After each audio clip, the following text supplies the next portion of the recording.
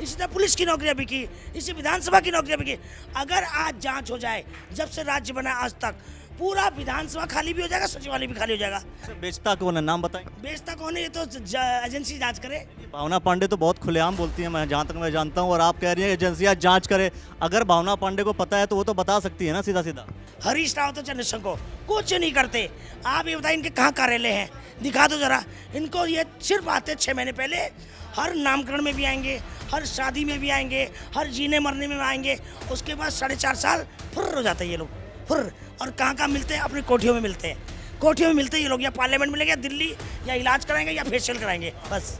आप भी तो तभी आती हैं जब चुनाव आता है। लोग जब विधानसभा का चुनाव था तब आपकी एंट्री हुई थी, कुंवर प्रणव सिंह चैंपियन के समर्थन में बहन बोल करके सारी बातें आपने की थी। अब जो लोकसभा का चुनाव है तब आपकी फिर से एंट्री हो रही है। आप भी तो इसी तरीके से एंट्री कर रही हैं। अरे नहीं नहीं, उसकी तो विधायकी समाप्त होने, उसका केस मैंने कर रखा है पिछले 1-1.5 साल से। पिछले साल 22 ये वाला प्रकरण है क्या? क्योंकि जब भी मैं सुनता हूँ या जब भी सोशल मीडिया पे कि अच्छा विधायकी अभी खत्म होने वाली है, अभी खत्म होने वाली है, अभी खत्म होने वाली है, और ये कहते कहते 1 साल बीत गया। देखिए, कोर्ट कचहरी के मामले आपको पता है, राम मंदिर मिलने में 25 साल लगे। लोग तो ये कह रहे थे कि आप इस वजह से लोकसभा चुनाव लड़ने आ रही हैं क्योंकि उमेश कुमार की पत्नी चूंकि बीएसपी गई हैं और वो खुद जो है चुनाव लड़ने वाली हैं चूंकि लोकसभा का, इस वजह से भावना पांडे आ गई हैं कि चलो उनके खिलाफ लड़ेंगे, ऐसा है। नहीं नहीं नहीं नहीं, वो कहाँ स्टैंड करता है। मायावती तो खुद उत्तर प्रदेश से खत्म हो गई है, अब उत्तराखंड में क्या लेगी। आपको पता है बसपा में 2 विधायक वो अच्छे थे क्या उस दिन ज्वाइनिंग के दिन, नहीं तो वो तो कहीं स्टैंड नहीं करती है, और उसको बोलना तक तो आता नहीं है।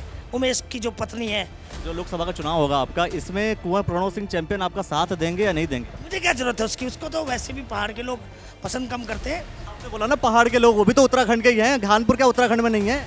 अरे मुझे कुंवर चमन की जरूरत क्या है, खुद हमारे पहाड़ी बहुत वोट है वहाँ। तो मैं एक सवाल कर रहा हूँ, पक्का लड़ेंगी या फिर आप जो है मैदान छोड़ के चली जाएंगी? 200%। अगर ये लोग मुझे जेल ना भेजे। अगर आप जेल नहीं जाती हैं, अगर आप जेल नहीं जाती हैं तो पक्का आप चुनाव लड़ेंगी, या फिर मैं सीधा बोल दूं कि भाई भावना पांडे जी जेसीबी वो लेकर के वापस चल जाएंगे? 200% चुनाव लड़ूंगी, 200%।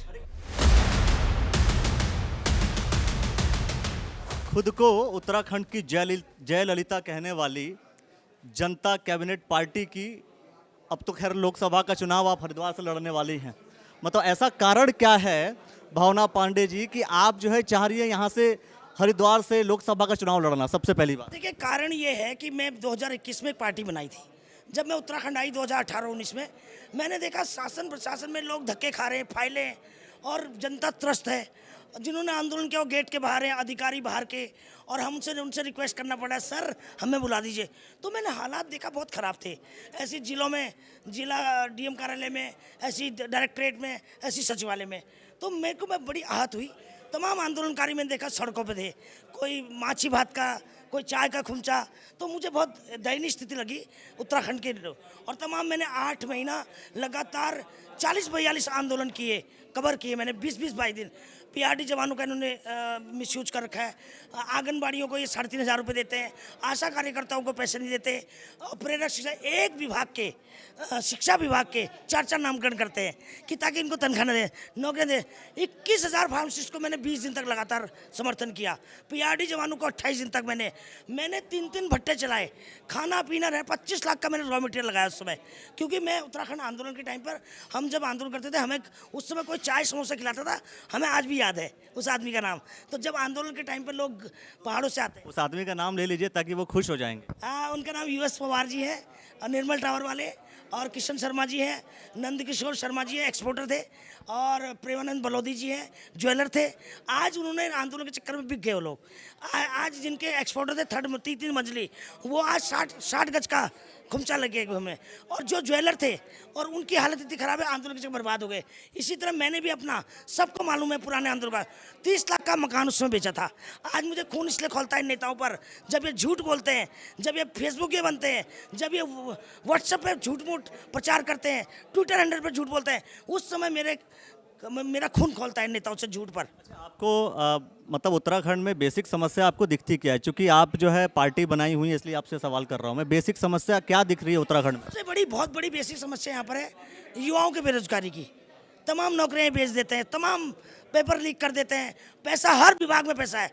सहकारिता में इन्होंने पैसा लिया, और जितनी नौकरियाँ 10 लाख से लेकर 35 लाख इनका रेट है, चाहे पुलिस में हो, चाहे सहलेखागार में हो। रेट किसका? इनका नौकरियाँ बेचते हैं जो ये उसका बेचता कौन है, नाम बताएंगे? बेचता कौन है ये तो एजेंसी जांच करे। भावना पांडे तो बहुत खुलेआम बोलती है, मैं जहाँ तक मैं जानता हूँ, और आप कह रही हैं एजेंसियाँ जांच करे। अगर भावना पांडे को पता है तो वो तो बता सकती है ना सीधा सीधा। देखिए अधिकारी मिले होते हैं, मंत्रियों को भी पता होता है। और अब आप देखिए, यही कह रहा हूँ कि नौकरियाँ बेच कौन रहा, आप सीधा नाम बता दीजिए ना। जब आप खुलेआम लड़ी रही हैं तो नाम ही नहीं पता, मैं एजेंसी तो हूँ नहीं। हाँ ये कि जो विभाग का मंत्री वो जिम्मेदार, मतलब पता नहीं आपको? जो विभाग का मंत्री है वो जिम्मेदार है। उसके नीचे अगर अधिकारी काम करे तो फिर मंत्री किस बात का, रिजाइन लो उस मंत्री से। जिस विभाग में घोटाला है वो मंत्री जिम्मेदार है, वो अधिकारी जिम्मेदार है।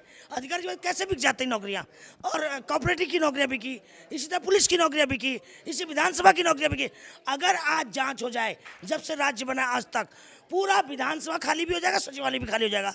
और साथ में कहना चाहती हूँ भाइयों, जिसने पैसा दिया है नाम बताए मुझे, मेरा नंबर नोट कर लो, उससे पैसे वसूली मैं कराऊंगी आपकी। पूरी पूरी अगर जांच हो जाती है, सारी जांच हो जाती है, तो कौन कौन फंसेंगे? बीजेपी वाले, कांग्रेस वाले, या कोई और अन्य दल वाले? फंसेगा कौन? फंसेंगे ये सब चोर चोर मौसरे भाई है, तभी तो कुछ नहीं बोलते। आप देखो विपक्ष कुछ बोलता है, आज विपक्ष का काम मुझे करना पड़ रहा है।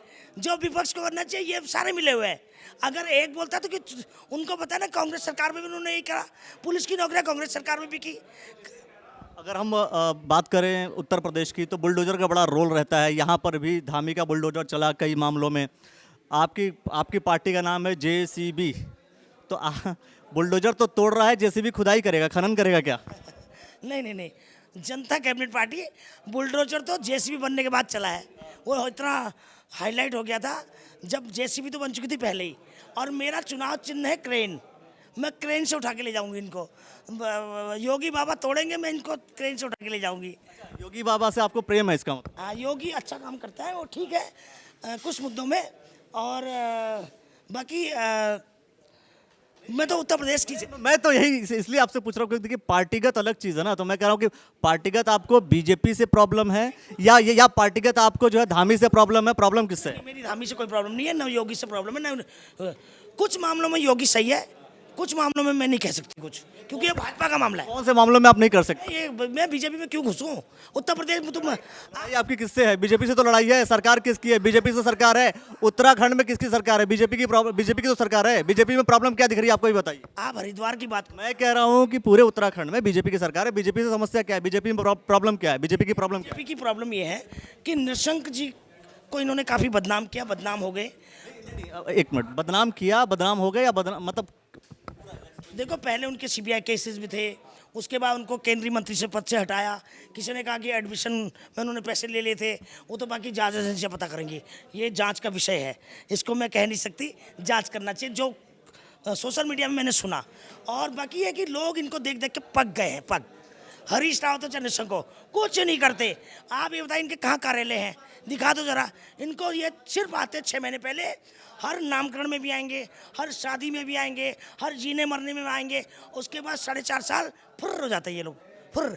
और कहाँ कहाँ मिलते हैं? अपनी कोठियों में मिलते हैं, कोठियों में मिलते हैं ये लोग। या पार्लियामेंट मिलेंगे, या दिल्ली, या इलाज कराएंगे, या फेशियल कराएंगे, बस। आप भी तो तभी आती हैं जब चुनाव आता है। लोग, जब विधानसभा का चुनाव था तब आपकी एंट्री हुई थी कुंवर प्रणव सिंह चैंपियन के समर्थन में, बहन बोल करके सारी बातें आपने की थी। अब जो लोकसभा का चुनाव है तब आपकी फिर से एंट्री हो रही है। आप भी तो इसी तरीके से एंट्री कर रही हैं। आप पत्रकार हैं, आप मेरे बारे में जानिए। मुझे कोरोना टाइम में सबसे ज़्यादा काम मैंने किया, अवार्ड मिला है मुझे। मैं खासतौर पर हरिद्वार जिले की बात कर रहा हूँ। तो इसलिए बताती हूँ। और अभी भी मेरे पेशेंट, रात दिन आप देखते होंगे कितने लोगों को मैं इलाज करती हूँ। अभी मेरा एक पेशेंट है, 45,000 की आयुष्मान कार्ड नहीं चला, मैं उसका इलाज कर रही हूँ। 5 पेशेंट मेरे इंद्रेश में हैं। कल परसों मेरा एक किडनी का घर का। आप मेरा सोशल मीडिया थोड़ा चेक करिए, जानकारी लीजिए। मैं समाज में हमेशा तत्पर रहती हूँ। मैं खासतौर पर हरिद्वार जिले की बात कर रहा हूँ अब, कि हरिद्वार जिले में खानपुर विधानसभा में आप जो है कुंवर प्रणव सिंह चैंपियन को अपना भाई बोलती हैं। देखो भाई तो मेरे सारे हैं। देखिए धाम भी मेरा भाई, हर युवा बेरोजगार भी मेरा भाई, मेरे लिए सब भाई। चैंपियन जी कहाँ वो बेरोजगार हैं? चैंपियन देखो ऐसा है, उत्तराखंड का हर युवा मेरा भाई है। बड़े मुझसे बड़े भाई हैं, छोटे मुझसे छोटा भाई। मैं धामी को भी भाई बोलती हूँ, हरदा को भी भाई बोलती हूँ, तिरदा को भी भाई बोलती हूँ, नरदा, सब मेरे भाई हैं। उसमें कुंवर चैंपियन भी उत्तराखंड का है।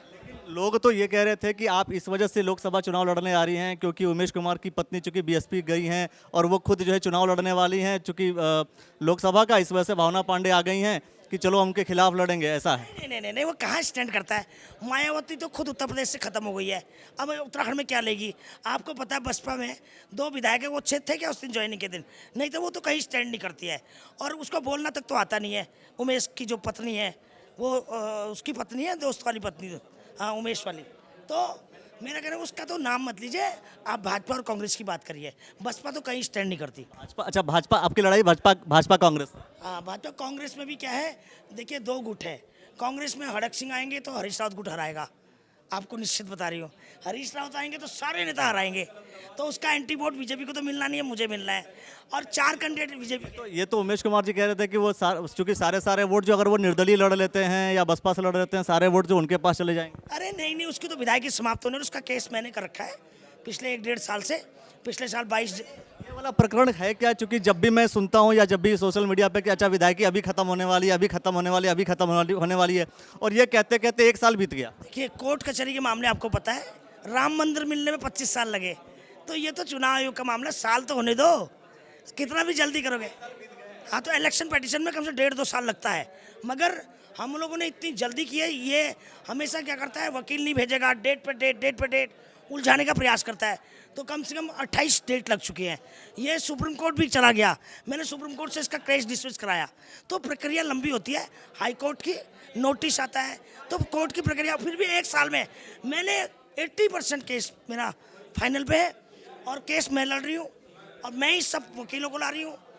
कुंवर चैंपियन कुछ नहीं कर रहा है, सिर्फ उसके यहाँ क्षेत्र से सिर्फ वो हैं गवाह हैं, बस उसके अलावा सारा केस मैं लड़ रही हूँ। अच्छा लेकिन ये बताइए, इस चुनाव में जो लोकसभा का चुनाव होगा आपका, इसमें कुंवर प्रणव सिंह चैंपियन आपका साथ देंगे या नहीं देंगे? मुझे क्या जरूरत है उसकी, उसको तो वैसे भी पहाड़ के लोग पसंद कम करते हैं। मुझे यहाँ तो आप जो प्लेन का वोट तो लेंगी ना, जब पहाड़ प्लेन की बात कर रही हैं तो प्लेन क्या होता है, पहाड़ मेरे उत्तराखंड के लोग हैं भाई। आपने बोला ना पहाड़ के लोग, वो भी तो उत्तराखंड के ही हैं, कानपुर क्या उत्तराखंड में नहीं है? अरे मुझे कुंवर चैंपियन की जरूरत क्या है, खुद हमारे पहाड़ी बहुत वोट है वहाँ, प्लेन्स के तो वोट मिलेंगे। मैंने आपको पहले भी कहा, एक आपको नहीं लगता कि आप जो है प्लेनवाद पहाड़वाद कर रही हैं? आपने मेरा पहला इंटरव्यू नहीं सुना होगा कि मैं पहाड़ और प्लेन्स की खाई को ख़त्म करना चाहती हूँ, क्योंकि उत्तराखंड में पहाड़ और प्लेन्स, देखिए आंदोलन के टाइम पर हरिद्वार बेल्ट ने भी खूब आंदोलन किया, मगर इन लोगों को हमेशा वंचित रखा। यहाँ पर पहाड़वाद और प्लेन्स की राजनीति करते हैं लोग, जो कि गलत है।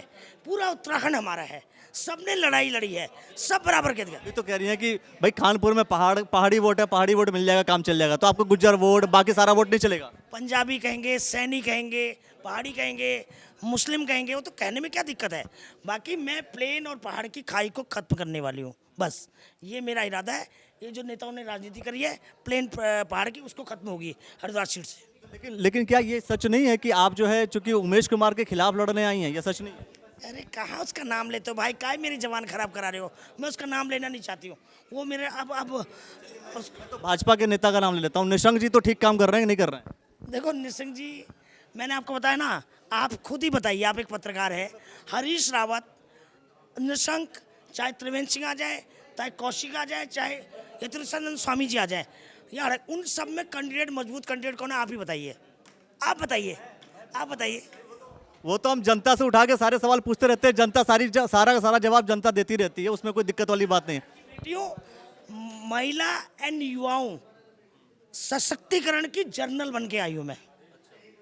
युवा और महिलाओं के और शोषित समाज की जर्नल बन के आई हूँ, उनकी सेवा करूँगी मैं। अच्छा, मतलब आप जो है आपकी पार्टी सिर्फ हरिद्वार में लड़ेगी या और पूरे अन्य जगह पर लड़ेगी? क्योंकि आपने एक प्रत्याशी और घोषित कर दिया है।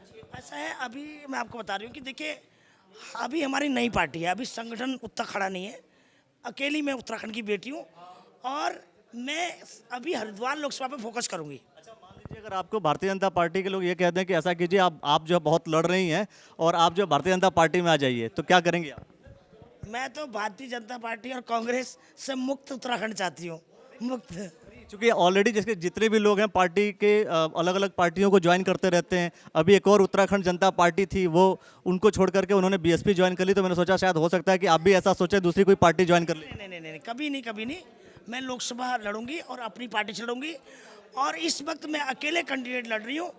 और उसके बाद 2027 का लोकसभा चुनाव जीतने के बाद 2027 का आगाज करती हूँ आज। तो मैं एक सवाल कर रहा हूँ, पक्का लड़ेंगी या फिर आप जो है मैदान छोड़ के चली जाएंगी? 200%, अगर ये लोग मुझे जेल ना भेजे। अगर आप जेल नहीं जाती हैं, अगर आप जेल नहीं जाती हैं तो पक्का आप चुनाव लड़ेंगी, या फिर मैं सीधा बोल दूं कि भाई भावना पांडे जी जेसीबी लेकर के वापस चल जाएंगे? 200% चुनाव लड़ूंगी, 200%। किसी के दबाव में, किसी के प्रेशर में बैठ जाएंगे? अगर इनकम टैक्स की रेड ना डालें, ईडी की रेड ना डालें, उस समय जैसे कर रहे हैं ये लोग। डाल दे तो दिक्कत क्या है? अगर आप सही हैं तो दिक्कत क्या है? ईडी और सबके होने दीजिए सारे। एक बात बताओ ना, अकेले हूँ, तैयारी भी तो करनी है, तो लोगों से मिलना, प्रेस के लिए मुझे बैठना पड़ेगा ना। वैसे ऐसा होगा नहीं, उत्तराखंड की बेटी हो, ऐसा होगा तो बीजेपी के लिए नुकसान होगा। ऐसा करेंगे तो उत्तराखंड के युवाओं की, महिलाओं की आवाज़ हूँ मैं, ऐसा ये लोग नहीं करेंगे वैसे मेरे हिसाब से। भैया भारतीय जनता पार्टी के उन लोगों के लिए सुन लीजिए, बड़े बड़े नेता जितने भी हैं, ये बड़ी धमकी भरा पत्र है, प्यार भरा पत्र है, सुन लीजिए। वो सुनिए ये कि अगर आप लोग ईडी भेजते हैं तब उस कंडीशन में शायद बैठ जाएंगी या चुनाव नहीं लड़ेंगे, लेकिन अगर आपने ऐसा किया तो बहुत मुश्किल होगी और आप लोग के लिए नुकसानदायक होगा। बिल्कुल मुश्किल।